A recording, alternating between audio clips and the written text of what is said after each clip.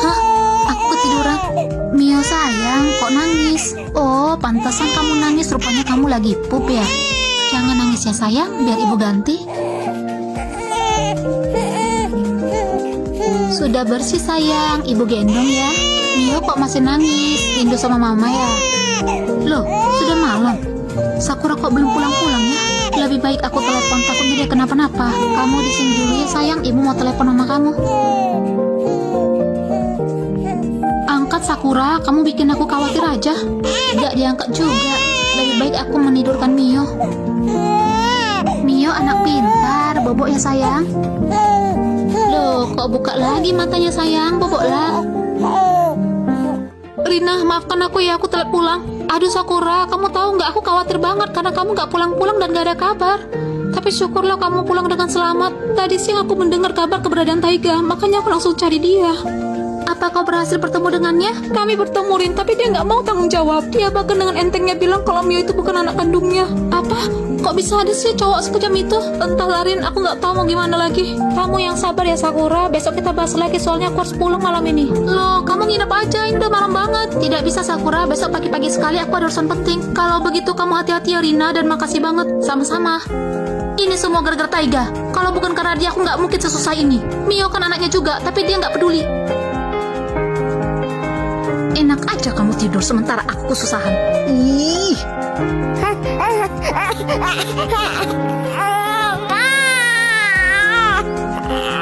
Emang enak.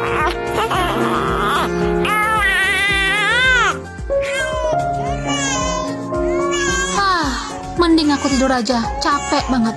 Sia-sia ternyata aku buang duit 50.000 untuk ongkos menemui Taiga di toko bunga itu.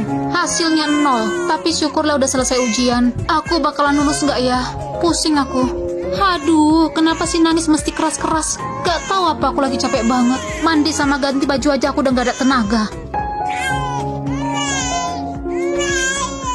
Kenapa sih aku ini? Kok jahat banget? Taiga memang jahat, tapi kan Mio darah dagingku juga. Lagian Rina pasti capek mengurus Mio seharian dengan baik. Tapi apa yang kulakukan malah membuatnya menangis. Aku baru sadar bibirnya berdarah. Aku harus obati dulu. Sakit ya Mio? Maaf ya.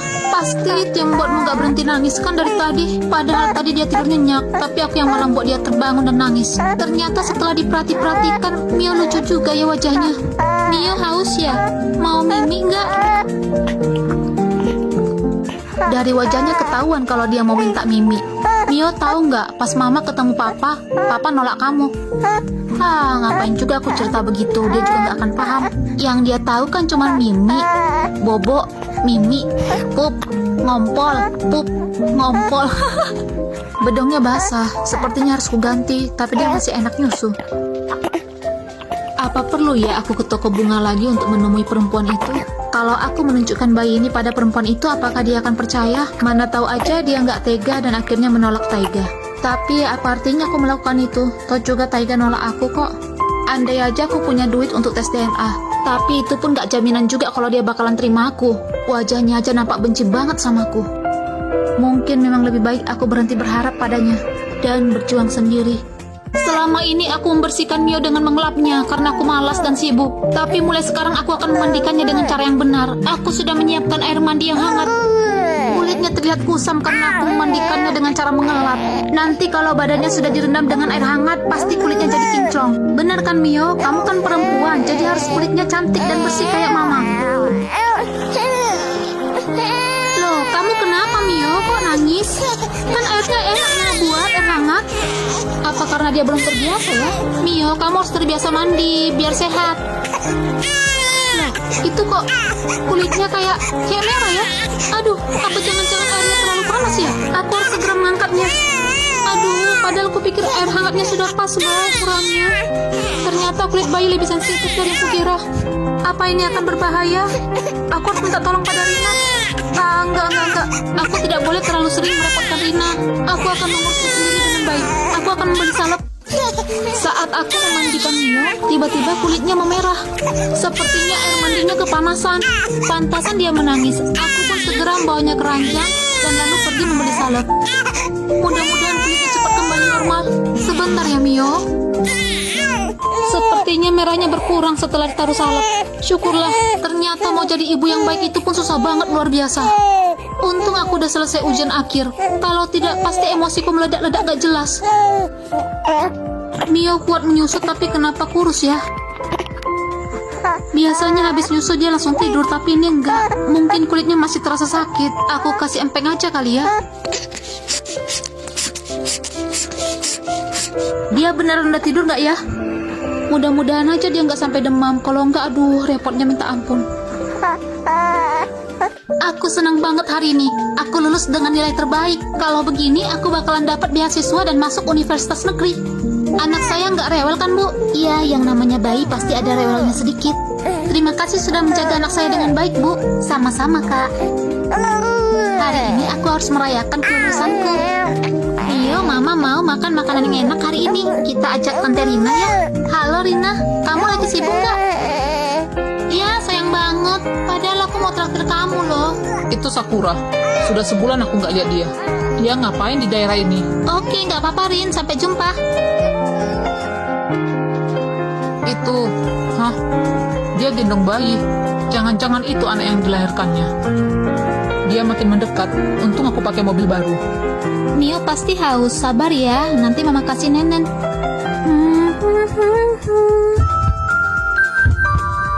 Jantungku kenapa tiba-tiba?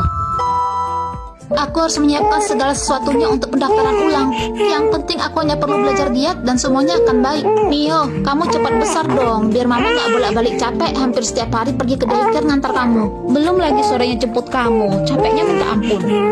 Kenapa kamu gembira gitu? Pasti kamu mau sesuatu. Mama tahu apa itu. Kata Rina, Mio makin montok. Itu berarti aku sudah pintar kan mengurus bayi. Suara apa itu? Aku harus memeriksanya. Tidak ada apa-apa. Apa jangan-jangan pencuri? Gak mungkin kan pencuri datang kemari. Ini kan tempat kumuh. Jangan-jangan ada penculik bayi. Aku harus segera masuk kamar. Sepertinya tempat ini tidak begitu aman.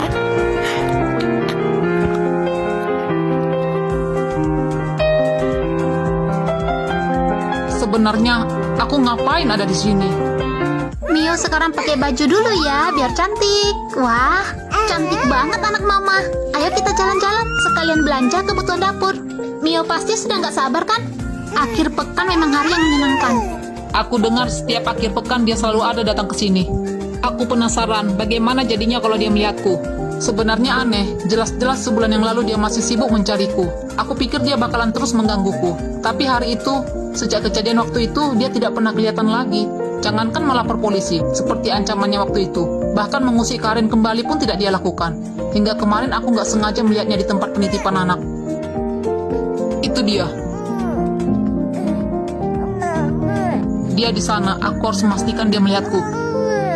Mama pengen makan es krim.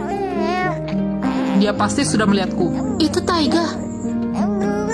Aku harus segera pergi dari sini. Jangan sampai dia melihatku dan mengira aku sedang mengikutinya. Dia pasti sudah melihatku. Itu Taiga. Sudah sebulan lebih kami nggak ketemu. Malah ketemu di sini. Apa reaksinya ya kalau melihat Mio? Memangnya apa yang diharapkan dari pria jahat kayak dia? Lebih baik aku segera pergi dari sini. Jangan sampai dia berpikir bahwa aku sedang mengikutinya. Baguslah. Sepertinya dia tidak melihatku. Aku sengaja menunjukkan diri, tapi dia malah menghindar. Kesal banget lihatnya. Tapi, bukankah ini yang kuinginkan? Beberapa hari ini setelah menimbang baik-baik, aku memutuskan untuk pergi ke daycare tempat Sakura menitipkan bayinya. Aku yakin satu-satunya alasan Sakura langsung berhenti menggangguku begitu aku meraihnya adalah karena anak itu bukan adalah anakku. Dia mungkin menyadari bahwa aku ternyata tidak bisa dibodohi.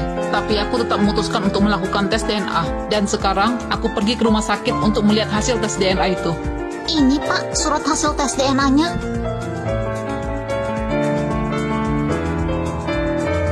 Padahal malam itu aku sudah berhati-hati, tapi hasilnya begini. Apa yang harus kulakukan?